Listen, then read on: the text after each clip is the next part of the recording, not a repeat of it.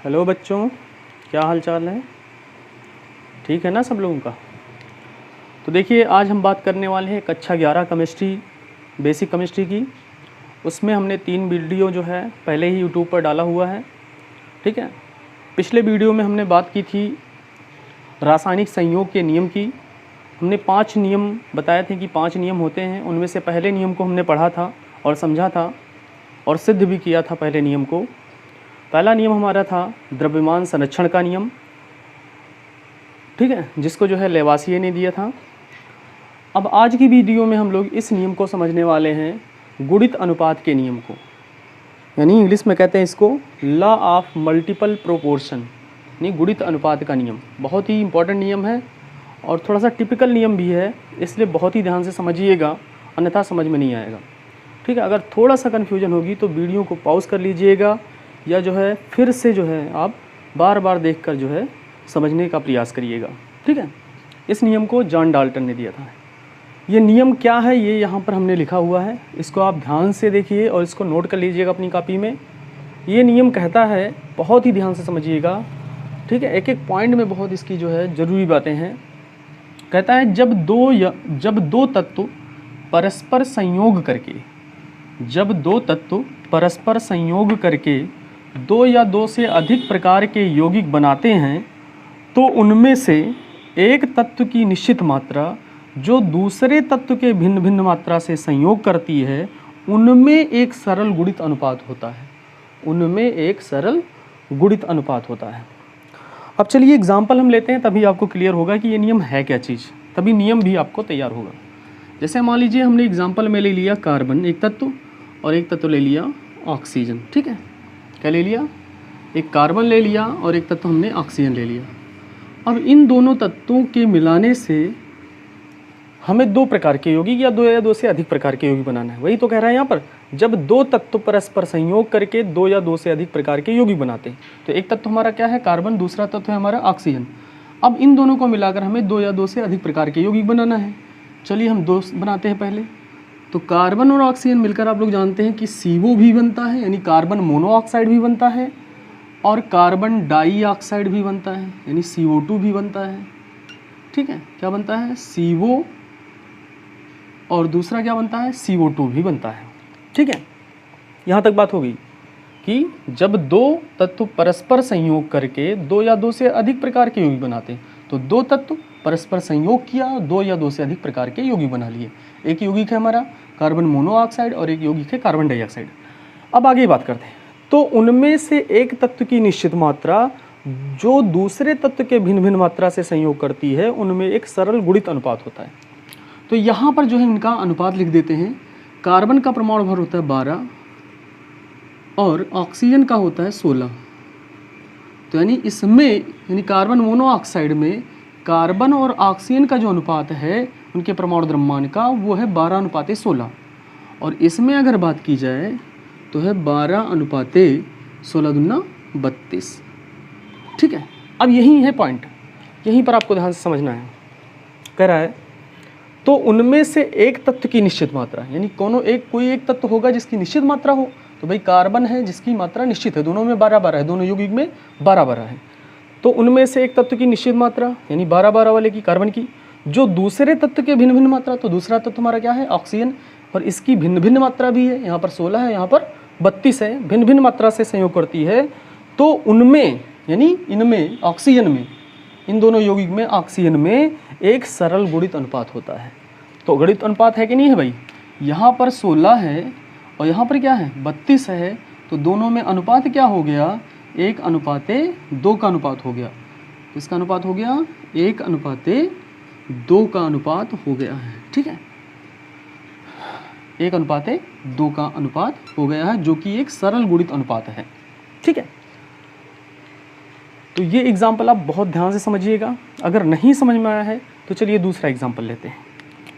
सारी बातें अभी दूध की दूध और पानी की पानी हो जाएंगी, पूरा नियम समझ में आ जाएगा आपको। दूसरा एग्जाम्पल लेते हैं। H और O, यानी 2 तत्व हैं हमारे, H और O, यानी हाइड्रोजन और ऑक्सीजन। ये दोनों मिलकर देखिए क्या बना रहे हैं। ये दोनों मिलकर बनाते हैं 2 या 2 से अधिक प्रकार के यौगिक बना सकते हैं, लेकिन हम 2 ही ले रहे हैं यहाँ पर। अभी 2 से अधिक वाला भी दिखा रहे हैं। तो एक यौगिक बना हमारा H2O और दूसरा यौगिक हमारा बना H2O2। क्या बना? H2O2, यानी इसका नाम होता है H2O का जल और इसका नाम होता है हाइड्रोजन परऑक्साइड। ये दोनों यौगिक हैं। दोनों यौगिक में देखिए यहाँ पर हाइड्रोजन का जो द्रव्यमान है वो है 2 हाइड्रोजन है तो 2 हो जाएगा, और ऑक्सीजन का जो है वो 16 है। यहाँ पर भी हाइड्रोजन का 2 है और यहाँ पर कितना है ऑक्सीजन का? 32 है। ठीक है, तो यहाँ पर भी ध्यान से देखिएगा फिर वही चीज़ कि जब 2 तत्व परस्पर संयोग करके, तो 2 तत्व ये हैं, परस्पर संयोग करके 2 या 2 से अधिक प्रकार के यौगिक बनाते हैं, तो 2 प्रकार से यौगिक बनाएं, तो उनमें से एक तत्व की निश्चित मात्रा, तो एक तत्व की निश्चित मात्रा है ही है, हाइड्रोजन की मात्रा क्या है? निश्चित है। तो एक तत्व की निश्चित मात्रा जो दूसरे तत्व की भिन्न भिन्न मात्रा, तो दूसरे तत्व की भिन्न भिन्न मात्रा मतलब ये हाइड्रोजन यहाँ 16 ऑक्सीजन से 16 जो है द्रव्यमान वाले ऑक्सीजन से संयोग करता है, यहाँ पर 32 द्रव्यमान वाले। तो जो निश्चित मात्रा जो दूसरे तत्व के भिन्न भिन्न मात्रा, तो भिन्न भिन्न मात्रा होगी ऑक्सीजन की, नहीं होगी, संयोग करता है, उनमें एक सरल गुणित होता है। नहीं, जो भिन्न भिन्न मात्रा वाले हैं उनमें एक सरल गुणित अनुपात होगा। तो यहाँ पर देख लीजिए इन दोनों में ऑक्सीजन में जो है फिर 16:32 का अनुपात है, अर्थात इसको हम लिख सकते हैं 1:2। तो ये भी एक गुणित अनुपात हुआ, सरल कि नहीं हुआ? यही हमारा नियम कहता है। ठीक है, अब चलिए इसके बाद एक क्वेश्चन लेते हैं और उस क्वेश्चन के थ्रू एक बार फिर से हम लोग सिद्ध करते हैं कि गुणित का अनुपात का नियम का जो है सिद्ध हो रहा है कि नहीं हो रहा है। ठीक है, चलिए क्वेश्चन है हमारा, इसको ध्यान से नोट कर लीजिएगा एग्जाम्पल में आप लोग। चलिए क्वेश्चन हमारा है कि क्वेश्चन पहला, N और O यानी नाइट्रोजन और ऑक्सीजन परस्पर मिलकर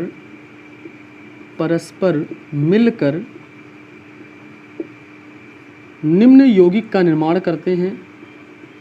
निम्न यौगिक का निर्माण करते हैं। कौन कौन से यौगिक का निर्माण करते हैं? पहला है N और मिलकर NO का निर्माण करते हैं। दूसरा है N2O का निर्माण करते हैं। तीसरा है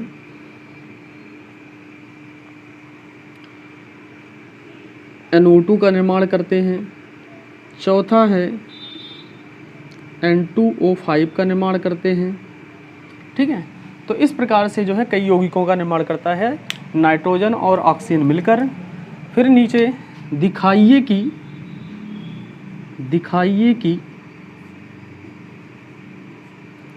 उपरोक्त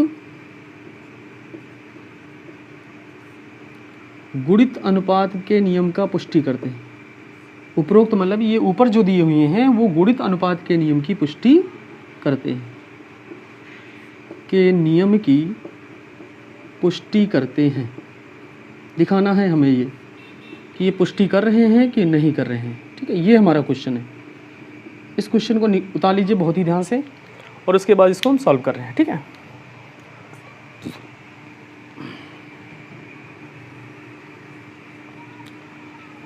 चलिए तो यहाँ पर हम लोग प्रूव करेंगे।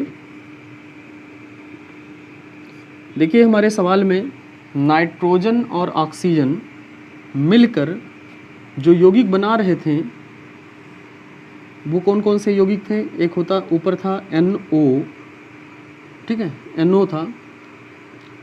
एक दूसरा था N2O था।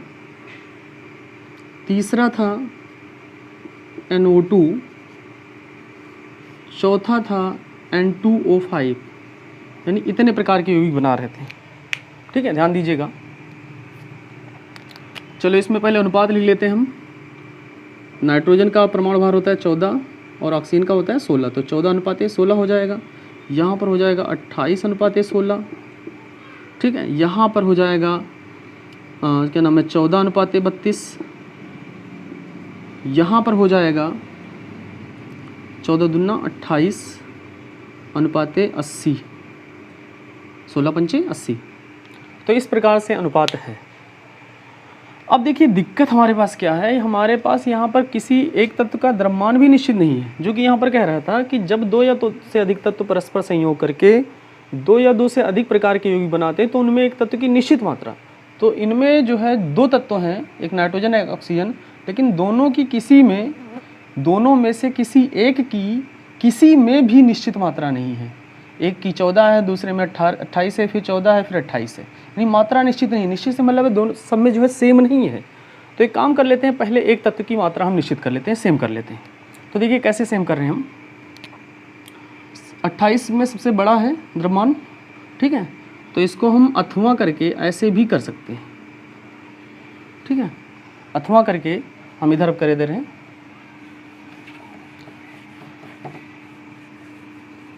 अथवा करके आप लोग इसको ऐसे भी कर सकते हैं, N और O मिलकर क्या क्या बना रहे थे भाई, NO,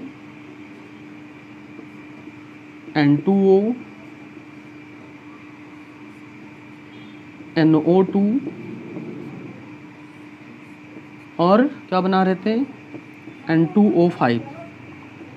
अब देखिए इसमें मात्रा है 14:16, इसमें 28 है, तो या तो इसको 14 कर लिया है तो इसको 28 कर लिया जाए, बराबर हो जाए ताकि।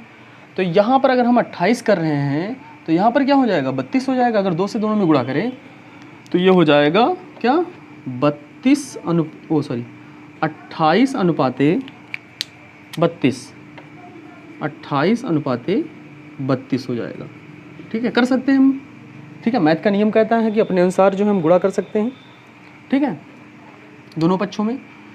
ये तो 28 सही है भाई, तो ये 28:16 रहेगा ही, ठीक है। इसका मतलब हो गया कि यहाँ पर जो है दो बार यानी 2 से गुणा कर दिया गया इसमें, ठीक है, इसके नंबर ऑफ मास में। यहाँ पर क्या है, 14 था तो इसको 28 कर दिया जाए, और ये कितना था, 32 था, तो ये हो जाएगा 64, ठीक है। यहाँ पर 28 था ही तो रहने दीजिए, और 80। अब देखिए यहाँ पर क्या हुआ, नाइट्रोजन का अनुपात सब में निश्चित हो गया।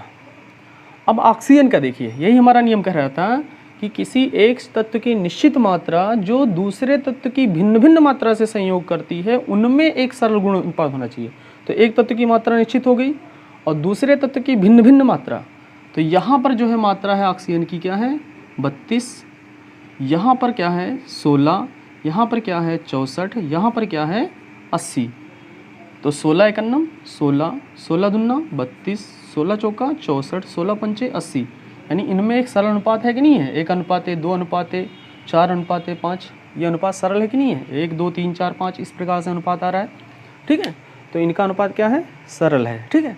तो इस प्रकार से हम लिख सकते हैं, नीचे लिखेंगे इतना करने के बाद, क्या लिखेंगे भाई, इतना करने के बाद हम लोग लिखेंगे दिए गए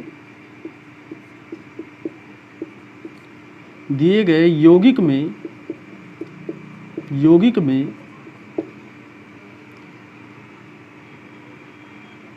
में ऑक्सीजन के द्रव्यमान का अनुपात,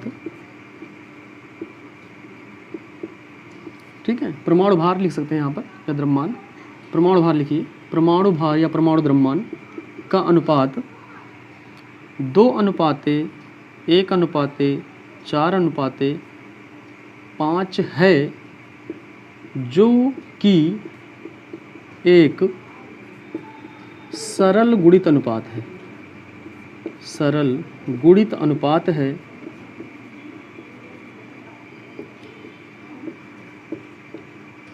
इसलिए या इस प्रकार हम कह सकते हैं कि दिया गया यौगिक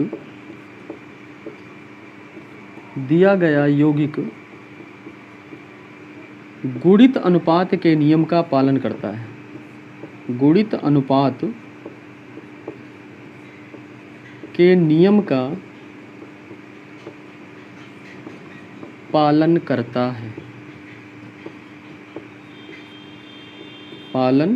है, ठीक है। तो इस तरह से आप लोग देख लिया कि किस प्रकार से यहाँ पर हमने जो है 2 या 2 से अधिक प्रकार के यौगिक लिए थे और उसमें जो है हमने दिखाया कि जो है गुणित अनुपात के नियम का पालन हो रहा है। ठीक है, इसमें बस यही एक चीज़ ध्यान रखना है, नीचे वाला जो स्टेप कह रहा है कि एक तत्व की निश्चित मात्रा जो भिन्न भिन्न द्रव्यमान वाले या भिन्न भिन्न मात्रा वाले दूसरे तत्व के साथ संयोग करता है, उनमें एक सरल गुणित अनुपात होता है। यानी जो दूसरा भिन्न भिन्न मात्रा वाला है उनमें गुणित अनुपात होना चाहिए, सरल गुणित अनुपात होना चाहिए। और अगर पहले वाले तत्व, ठीक है, उसकी मात्रा निश्चित नहीं है तो उसको निश्चित कर लीजिए आप। ठीक है, अपने अनुसार जो है निश्चित कर लीजिए, जैसे हमने इस सवाल में जो है निश्चित कर लिया। ठीक है, और उसके बाद इनमें देख लिया कि गुणित अनुपात है कि नहीं है। ठीक है, तो इनमें सब में क्या है, एक सरल गुणित अनुपात है। आप इसको भी निश्चित कर सकते हैं, इसको निश्चित करके इसमें जो है गुणित अनुपात निकाल सकते हैं, ऐसा आप लोग कर सकते हैं। तो ये काम जो है आप लोग खुद ब खुद करिएगा। और अगर इस वीडियो में कोई चीज़ ना समझ में आई होगी तो जो है कमेंट बॉक्स में ज़रूर बताइएगा। और ये भी बताइएगा कि आज की वीडियो कैसी लगी आपको, ज़रूर कमेंट में बताइएगा। और सभी लोग जो हैं प्लीज़ वीडियो को लाइक, शेयर और सब्सक्राइब कर दिया करिए। धन्यवाद।